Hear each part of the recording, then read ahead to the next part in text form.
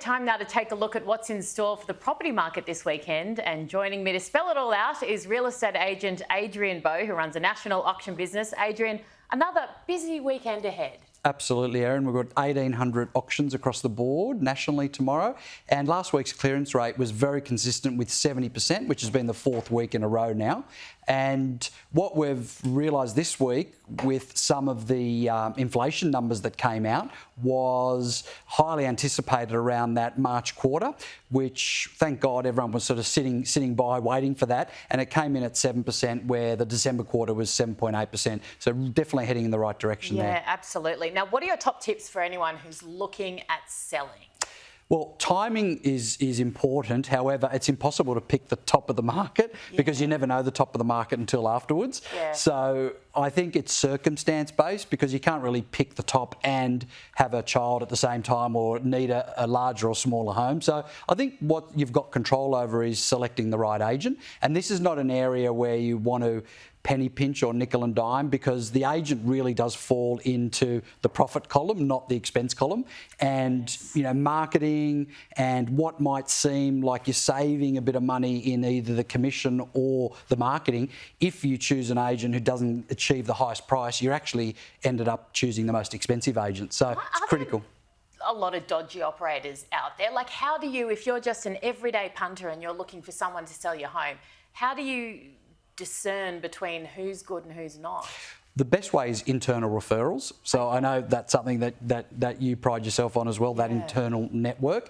If you don't know anyone, then attend open houses and auctions in your area, and you'll get to see how agents conduct themselves with the public, with buyers, with sellers. And I think that way you can make a very accurate observation. Yeah, okay, great point. Yeah, and so sometimes you can just tell. Not always accurately maybe, but you can just tell, you know, that face-to-face interaction's great. Absolutely. What about the benefits, and I know you're biased, but of using real estate in an investment sense? Why is it safe as houses?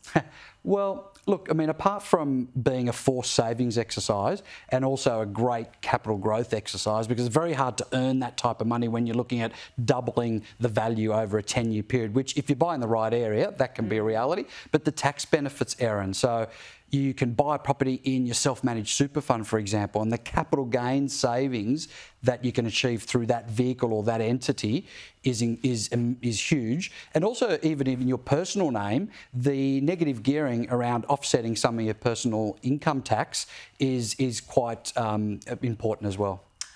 What about the new developments to hit the market this week? What's fresh?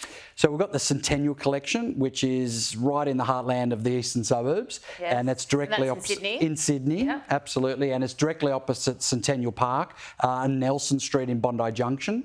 And this consists of 2, 3 and 4 bedroom apartments, all oversized. You've got a tier 1 developer there in Stargate and also an award-winning architect in SJB. And the good thing about this particular development is you've got harbour views, city skyline views. They're all oversized. The 2 bedrooms start from just under 2 million, 3 bedrooms from just under 3 million, and then we skip $1 million when we go to the 4 bedrooms, which are like these house suites, if you like, or these sky suites, which are around that, starting from around that $5 million. So an outstanding opportunity. Construction will start mid-year and completion back end of 2025. It looks incredible. Put your predictor hat on next week. What will the RBA do you think? I think given the quarterly inflation numbers that have come out on Wednesday, which is the 26th of April, I'd be very surprised if that doesn't comfort the board to retain interest rates or the cash rate as we are today. And you're expecting a big turnout. How are your numbers from last week to this week? How many do you think will turn out at auctions? I still think we'll see a minimum of 70% clearance rate. Yeah. That lack of stock, which we talked about last week, and also what's in pending pre-approvals. I'm speaking to brokers all the time, and they're saying we've got so many people that are waiting for stock to hit the market and they're pre-approved, ready to purchase. So I think we're going to start seeing an upswing in activity. And as we saw last week, there's obviously some movement now with the bottom behind us, given we've seen about a 1.5% increase in Sydney and surrounds. Adrian Bo, thank you so much for your brilliance as always. You're a good man. Thanks, Erin. Really Good to see you. appreciate it.